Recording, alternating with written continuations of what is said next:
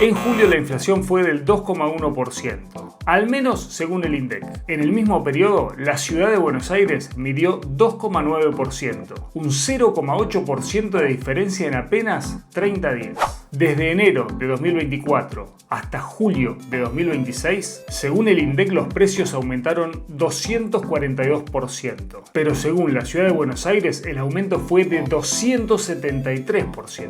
Estamos hablando de una diferencia acumulada de alrededor de 31 puntos. Si indagamos un poco más, podemos descubrir dónde se dio el inicio de esa brecha. Y está principalmente en 2024. Ese año el INDEC midió una inflación de 118 puntos, pero la ciudad de Buenos Aires midió 137 puntos. Ahí ya hay 19 puntos de diferencia. Después, las mediciones fueron acercándose. En 2025 dieron bastante parecidas y vuelve a abrirse una brecha en este 2026. Para entender estas diferencias hay que ver cómo se van construyendo esas canastas. Y para eso tenemos que irnos 20 años para atrás. Veremos ahí un dato clave para la inflación argentina actual. El índice que publica todos los meses el INDEC utiliza una estructura de ponderaciones cuyo origen está en la encuesta de gastos y hogares de 2004 y 2005. Después simplemente hizo distintas actualizaciones de precios, por ejemplo, y algunas adecuaciones metodológicas mínimas y otros ajustes también menores. Pero la fotografía original para determinar cuánto pesa cada tipo de gasto proviene de una encuesta realizada, como dijimos recién, hace más de 20 años. En cambio, la ciudad de Buenos Aires trabaja de otra manera. Su índice actual utiliza ponderaciones provenientes de la encuesta de gastos de los hogares de 2017 y 2018. Ya empieza a quedar algo vieja también. Pero es, claro, una fotografía mucho más reciente de cómo gastan las familias. Imagínense que desde hace 20 años hasta acá nuestra forma de consumir cambió, como fue cambiando el mundo. Cambió cuánto gastamos en servicios, cuánto gastamos en comunicaciones, en vivienda, en transporte, en alimentos. Y la inflación no se calcula simplemente sumando cuánto aumentó cada cosa. Cada rubro tiene un peso determinado en la canasta. Por ejemplo, el índice de la ciudad de Buenos Aires valora bastante todo lo que es vivienda, agua, electricidad, gas, combustibles, y eso representa en la ponderación de la canasta total alrededor del 17%.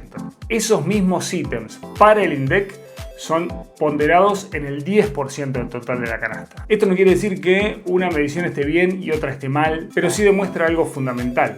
La inflación que obtenemos depende también del peso que le damos a cada uno de los gastos que hacen las familias. Y esto se vuelve muy importante cuando algunos precios aumentan mucho más que otros. Por ejemplo, con todo lo que ocurrió con los servicios después de la quita de los distintos subsidios desde que gobierna Javier Milei. Y esto explica por qué una canasta vale más que otra. En los últimos 2 años los servicios aumentaron mucho más que los otros componentes de las canastas. En la ciudad de Buenos Aires, durante 2024, los bienes aumentaron alrededor del 101%, mientras que los servicios en el mismo periodo aumentaron 167%.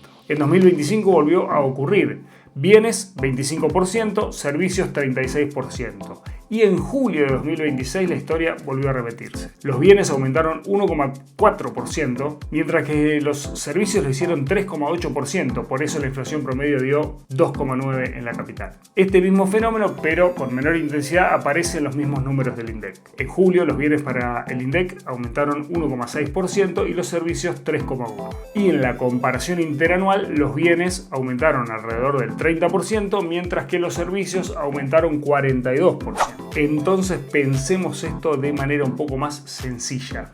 Si los servicios aumentan mucho más que los bienes, una canasta que les otorgue mayor peso tenderá a reflejar con mayor intensidad esas subas. En 2019 la OCDE evaluó el funcionamiento del INDEC y le dijo al organismo de estadística de la Nación que tenía que actualizar su metodología de medición y sobre todo la ponderación de los distintos ítems que medía. Les dijo taxativamente que los métodos de 2004 y 2005 habían quedado demasiado viejos para lo que el mundo actual exigía. Y además dijo, y esto también tiene que ver con lo que pasa en la ciudad de Buenos Aires, que las actualizaciones deberían ser cada 5 años. Entonces, ¿el INDEC está mintiendo? Bueno, con la información que disponemos no podemos decir eso, no se puede decir que el INDEC miente, porque no hay evidencia de que el organismo, como sucedió en otras épocas, invente precios, haga mal las mediciones o manipule los resultados. Y hay datos que obligan a ser cuidadosos. Por ejemplo, durante los primeros 7 meses de 2026 2016 el IPC del Gran Buenos Aires, medido por el INDEC, acumuló 19,4% y fue bastante similar a lo que pasó en la ciudad de Buenos Aires. Es decir, que no estamos ante un sistema donde un índice necesariamente siempre da menos que el otro, pero no elimina el problema. Porque durante el enorme cambio de precios relativos que hubo en la Argentina durante 2024, dos organismos oficiales llegaron a acumular alrededor de 31 puntos de diferencia y uno de ellos calcula la inflación utilizando una estructura de ponderaciones cuyo origen está en los hábitos de consumo relevados hace más de 20 años. Y para cerrar es importante recordar lo que ocurrió con Marco Labaña, quien era titular del INDEC y quiso cambiar la fórmula de ponderar los distintos ítems que se miden para señalar el índice inflacionario. Como el gobierno nacional, que encabeza Javier Milei, le impidió que ponga en marcha la nueva forma de medición de la inflación, Marco Labaña terminó renunciando y en consecuencia el INDEC sigue midiendo con estas ponderaciones viejas de más de 2 décadas y por eso la diferencia que se observan con otros organismos oficiales que también miden la inflación.